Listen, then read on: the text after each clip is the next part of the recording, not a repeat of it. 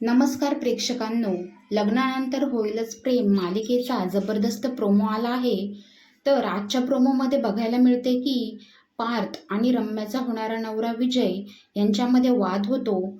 तेव्हा विजय म्हणतो, एवढ्या चांगल्या घरातला मुलगा तू, एवढ्या चांगल्या आईवडिलांचा मुलगा तू आणि असं चिप्स गोष्टी करतो.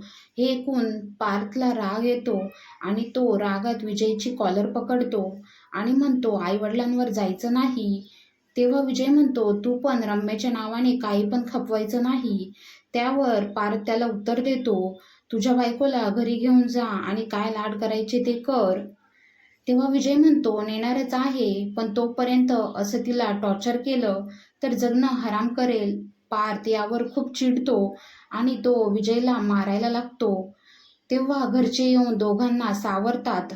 नंतर पार्थ वसू आत्यांना म्हणतो, यापुढे हा माणूस या घरात नकोय. आता पुढे रम्या काय प्लॅन करणार आहे हे बघायला मिळेल. आणि आजचा भाग कसा वाटला हे कमेंटमध्ये नक्की सांगा.